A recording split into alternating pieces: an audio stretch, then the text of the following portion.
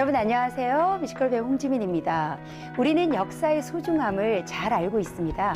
그런데 우리 민족의 역사가 저기 지구 반대편에서도 진행 중인 거 여러분들 혹시 아셨나요? 낯선 땅에서 새로운 삶을 꾸려나가는 재외동포의 이야기인데요.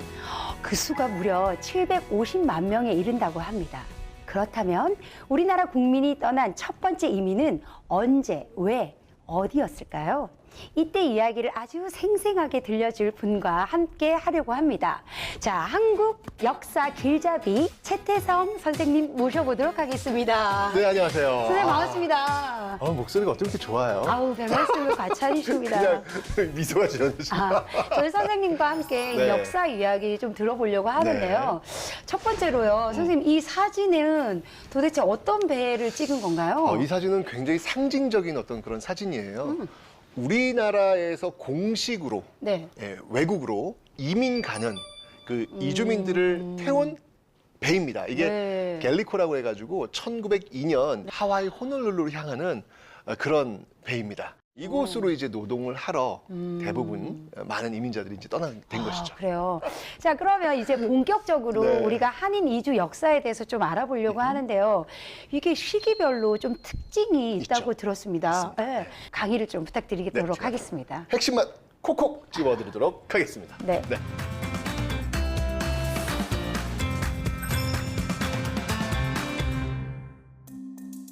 한인 이주의 역사는요, 크게 4개의 시기로 나눌 수 있습니다. 첫 번째는요, 1860년대를 전후해서 바로 1910년 일제강점기가 시작되기 곧 직전까지 시기인데요. 이 당시에는 약 10만 명이 해외로 진출하게 됩니다. 초기에는 주로 경제적인 이유 때문에 공식적인 절차를 거치지 않고 연해주나 만주 지역으로 이동을 했고요. 1902년이었죠. 이때 이제 비로소 공식적인 이민 사업이 시작되었고 그들이 처음으로 향한 곳은 바로 하와이 호놀룰루였습니다. 이후에 이민자들은요, 바로 멕시코를 거쳐서 쿠바까지 이어지게 됩니다. 두 번째는요, 일제강점기입니다. 1910년부터 1945년까지인데요. 이 당시에는요, 무려 300만 명 이상이 이주를 합니다. 이 당시에 물론 노동 이유 때문에 이주한 분들도 많이 계셨지만 특히 독립운동을 하기 위해서 이주하셨던 분들이 상당 부분 차지하고 있습니다. 세 번째는요, 1945년 한국의 광복 이후부터 1962년 한국 정부가 이민 정책을 수립하기 전까지인데요. 이때는 굉장히 어려운 상황이었잖아요. 특히 6.25 전쟁을 거치면서 국제 결혼, 혼혈아, 유학 등으로 주로 미국이나 캐나다로 이주를 하고 있습니다. 네 번째 시기는요, 1962년 2월 해외 이민법이 제정되면서 이제 공식적으로 해외 이민 사업이 추진되었던 시기라고 볼 수 있습니다. 이 당시엔 주로 미주 지역, 서유럽 지역 이런 지역으로 굉장히 많이들 이주하시는데요. 집단 이민이라든지 계약 이민, 투자 이민의 형태로 대거 이주가 이루어지고 있습니다. 이유와 사는 방식은 제각각이었지만 한민족의 정체성을 지키고자 했던 마음, 그 마음은 공통됐습니다. 우리 하와이 초기 이민자들 이야기가 너무 궁금합니다. 네.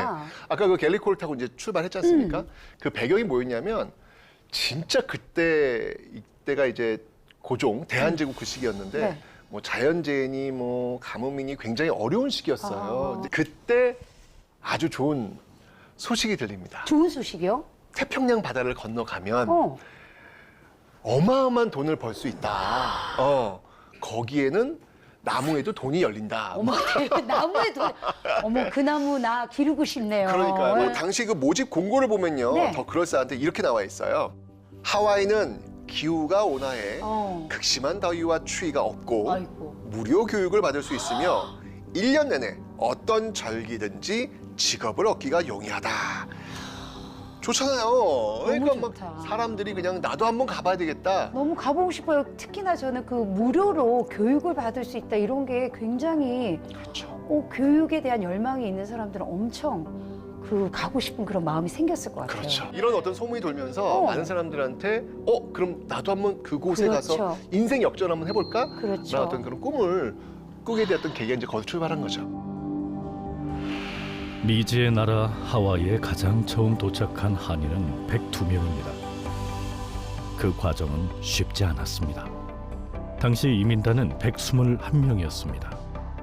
그들은 1902년 12월 22일 일본 우선 주식회사의 현해환이란 배를 타고 제물포항에서 나가사키항을 향해 출발합니다. 3일 후 나가사키항에 도착했고 신체 검사 후 19명은 탈락, 102명이 갤리코에 탑니다. 이들은 일본 고베와 요코하마를 거쳐 1903년 1월 13일 새벽 하와이 호놀룰루 항에 도착합니다.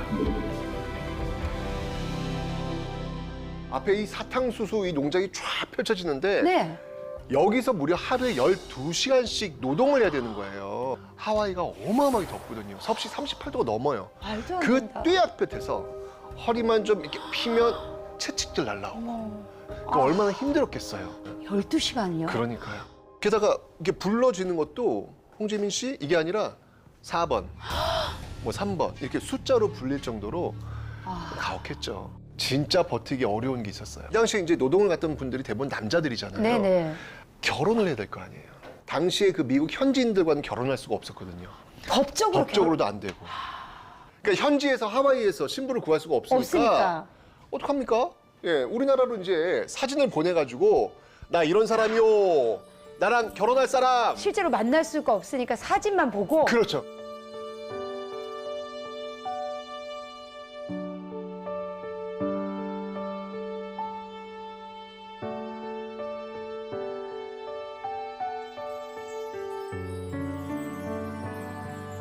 아, 너무 속상하고 좀 안타깝고 그러네요. 근데 뭐 어떡하겠습니까? 네, 이렇게 왔고 또 열심히 살아가지고 한번 좀 뭔가 새로운 어떤 희망을 만들어 보겠다고 했는데 많이 힘들었다 그래요. 왜냐면 아, 인종차별도 있고 게다가 또 이게 일본인들이 많다고 했잖아요. 네. 근데 우리는 식민지잖아요. 그러니까 거기서 걷는 또 이중차별도 있고 많이 힘들었는데 그 힘든 것들을 버티게 해줬던 것이 뭐냐면 바로 가족이라는 거죠. 차곡차곡 부를 축적했고 그들이 이제 하와이를 또 떠나가지고 이제 본토 도시로 향하면서 서서히 이 한인들의 어떤 그 힘이 만들어지게 됐는데 여기서 정말 이 한인들을 하나로 딱 뭉쳐줬던 사건이 하나 벌어집니다. 아, 그래요? 네. 어떤 사건인가요? 그 사건이 뭐냐면 당시 1908년에 있었던 네. 장인환, 전명운의 스티븐스 사살 사건이라는 거예요. 1908년 3월 23일 미국 샌프란시스코 페리보드 총자루로 얼굴을 얻어맞은 스티븐스는 자신을 가격한 청년을 추격합니다. 그때 갑자기 총소리와 함께 청년 전명훈은 어깨에 심한 통증을 느꼈고 스티븐스는 어깨와 복부에 강렬한 고통을 느끼며 쓰러졌습니다. 이 총탄은 바로 이 자리에 있던 또 다른 조선 청년 장인환의 총에서 발사됐습니다. 스티븐스는 응급처치 후 병원으로 이송했지만 이틀 뒤 사망했습니다. 놀랍게도 이 두 청년은 전혀 모르는 사람이었습니다. 일제의 편을 들었던 스티븐스를 처단하기 위해 한자리에 간 겁니다. 스티븐스가 이제 당시 우리나라에 일본에 의해서 외교 고문으로 파견된 사람인데 네. 이 사람의 역할은 이거예요. 전 세계를 다니면서 대한제국은 일본의 식민지가 돼야 된다. 어머, 말도 안 되는 소리를 하고 있어요. 그러니까요. 진짜 지금 들어도 전 너무 화가 나는데요? 당연하죠. 이주 한인들이 분노할 거 아니에요. 분노하죠. 그 당연히. 중에 장인환 전명훈 이분이 가만두지 않겠다라고 해가지고 육탄전과 총격전으로 그 스티븐스를 사살합니다. 근데 체포됐잖아요, 결국은. 그렇죠. 네, 체포됐을 거 사살한 아니에요. 것까진 좋았는데 체포됐죠. 근데 이제 미주 한인들 같은 경우에는 이건 있을 네, 수 없는 일이다라고 해가지고 이러면서 이제 하나의 조직이 만들어져요. 그래서 우리나라 한인이 똘똘 뭉치는 계기가 됐군요. 그렇죠. 그 조직이 바로 대한인 국민회라는 조직입니다. 태극기와 참 닮은 대한인 국민의 회기. 깃발의 붉은 빛은 국민의 혈기를, 노란 빛은 국가의 평화를, 태극은 역사의 정신을 상징합니다. 1910년 미국에서 조직됐는데요.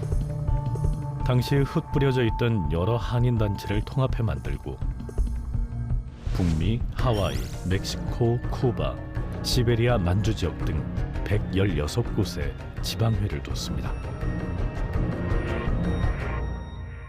조선의 그 독립을 위해서 뭉쳐졌다라고 하는 게 참 많은 감동을 네. 주지 않나라는 그런 생각이 듭니다. 아니 그러네요. 진짜 그 먼 미국 땅에서도 이러한 독립운동이 활발했다는 사실이 지금 들어도 굉장히 감동입니다. 근데 사실은 뭐 우리 저기 지민 씨도 지금 독립운동가의 후손, 아버님. 네, 너무 그 자랑스럽습니다. 19세 그 어린 나이에 그 군수공장, 일본 군수공장에 정말 이 폭탄을 던지셨던. 맞습니다. 저희 아빠가 16세부터 독립운동을 하셔서 옥살이를 1년 반 동안 하시다가 해방을 맞이하셨거든요. 미주 지역에 있는 그 분들도 역시 네. 마찬가지로 오로지 그분들 생각은 조국이었거든요. 네네네. 그 돈 또 차곡차곡 모아가지고 또 당시 그 독립운동에 다 보냅니다. 보내요. 예. 귀한 돈을요? 그러니까요. 어떡하죠? 특히 이제 당시 그 대한민국 임시정부 네. 자금난이 굉장히 힘들었거든요. 근데 그때 이제 미주 지역에서 이 돈이 오면 그거 갖고 독립운동해요. 당시 교민 한 명이 낸 후원금은 연간 5에서 10달러였는데 농장 월급이 15달러 남짓이었던 것을 생각하면 정말 큰 돈입니다. 그 후원금은 대한민국 임시정부 수립과 안창호, 이승만 등 거물급 독립운동가들이 한인단체를 만들어 조국 독립활동을 할 수 있는 힘이 되줬습니다. 이렇게 모인 독립자금으로 1920년 3월에는 윌로스에 비행학교를 설립하고 일본과의 독립전쟁을 준비했고 이봉창 의사의 일본 국왕 폭살 기도 자금도 미주 한인들에게서 온 것이었습니다. 한인들의 독립운동 자금 모금은 3.1운동 이후 본격화됐습니다. 당시 임시정부 운영 자금의 상당 부분은 미국과 멕시코의 한인들이 전했는데요. 특히 멕시코에서 한인들이 가장 많이 살고 있던 대한인 국민의 메리다 지부에서는 소득의 20분의 1을 독립의연금으로 거뒀습니다.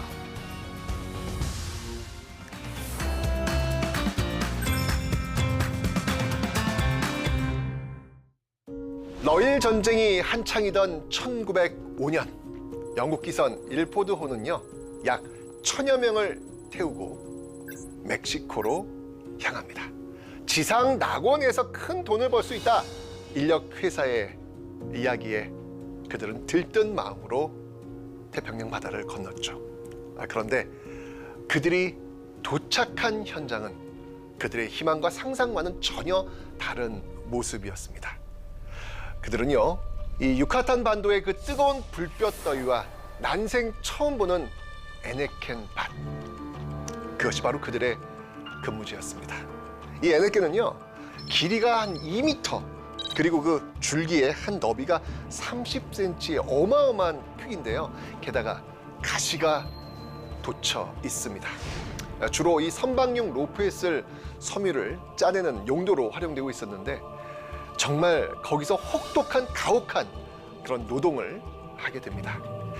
계약 기간이었던 4년이 지난 후에도 약속된 임금은 제대로 받지 못했죠. 그럼 돌아와야 될 거 아니에요. 그런데 돌아갈 곳이 없습니다.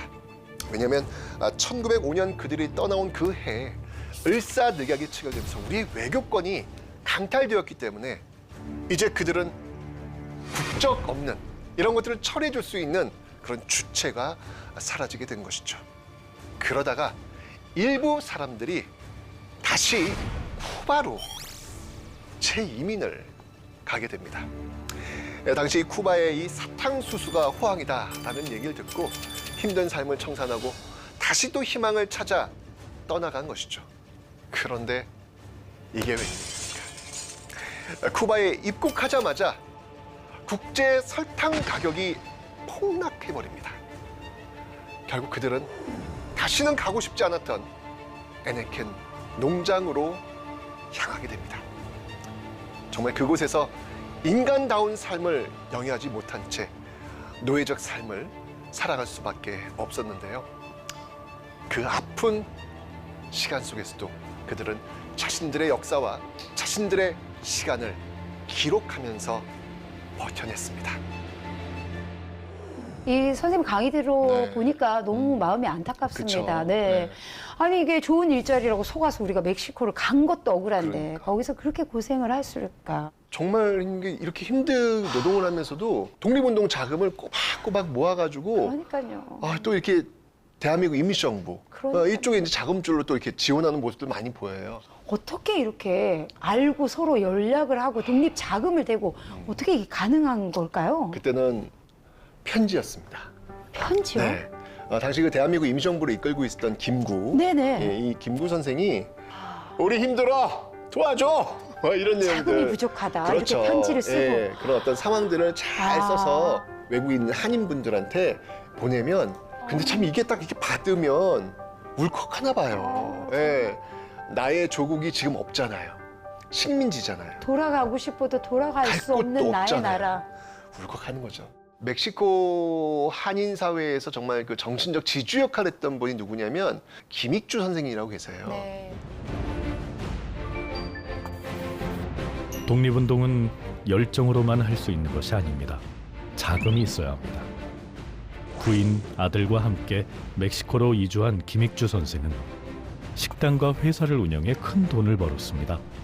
하지만 그는 가난하게 살았습니다. 자신이 운영하던 가게와 사업 전 재산을 대한인국민회와 중국상의 대한민국 임시정부에 후원했기 때문입니다. 이 같은 독립 의지가 광복의 문을 연 것입니다. 멕시코엔 김익주 선생이 있다고 네, 했잖아요. 네. 또 이 쿠바에는 임천택 선생이라고 계십니다. 임천택 선생님. 네. 이분이 이제 쿠바에 들어가가지고 이 대한인 국민회, 쿠바 네. 지방회 이 조직을 만들면서 서서히 아, 쿠바 한인 조직들을 만든 어떤 그런 모습들을 많이 보고 있죠. 백범일지 학원에서 이런 말이 나와요. 김구 선생의 유일한 사무는 편지 쓰는 일이었다라고 해가지고 이 당시 그 교민들이 전부 다 돈을 모아서 대략 한 2,000불 정도를 또 대한민국 임시정부에 송금했다라는 어떤 그런 기록이 나오고 있습니다. 김구 선생에게 편지를 받았던 임천택 선생은 조국의 독립을 위해 헌신했습니다. 당시 쿠바의 일본 영사관은 한국이 일본의 식민지이기 때문에 일본인으로 등록해야 한다며 압력을 가했습니다. 한인들은 이를 거부하며 도착 2주 만에 대한인국민회 쿠바 지방회의 설립을 의결합니다. 다음에 학교를 세워 한글과 한국 역사 그리고 문화를 가르쳤고 그곳에서 3.1운동 기념식과 애국가를 불렀습니다. 한인회 대한여자애국단도 조직해 쿠바 한인의 든든한 울타리 역할과 함께 독립을 외쳤습니다. 태평양 전쟁 발발 이후에는 자유 한인으로 인정받기 위한 노력도 기울였습니다. 쿠바 정부를 상대로 일본과 적대적 관계임을 인식시켰고 그들이 모아 대한민국 임시정부에 전달한 독립자금은 2,000달러에 달합니다. 올해가 또 굉장히 의미 있는 해예요. 멕시코에서 쿠바로 들어간 그 네. 첫 번째 이민자들 그 시점이 언제냐면 1921년입니다. 어머. 그러면 올해가 딱 2021년이잖아요. 100주년. 올해는 쿠바 땅에 한인들이 살기 시작한 지 100년이 되는 해입니다. 굶주림과 차별, 가혹한 노동 속에서 평생을 이방인으로 살면서도 조국을 위해 애써온 이들. 우리가 지금 더 큰 꿈을 꿀 수 있는 것은 멀리서도 한국의 독립을 위해 모든 것을 바친 분들이 있었기 때문입니다.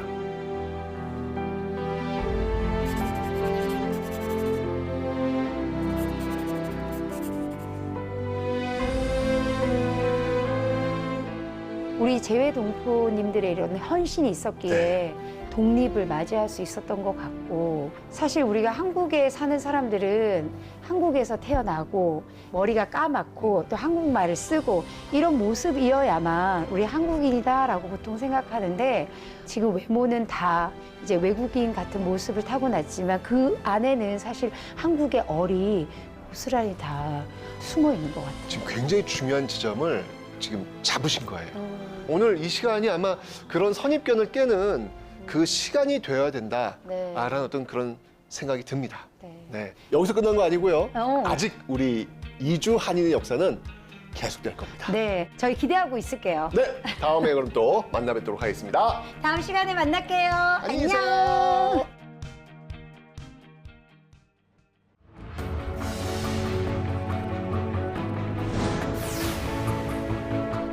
말로 다 못할 그 서름의 역사가 무려 17만 명 기차 밖에다가 시신을 내버릴 수밖에 없는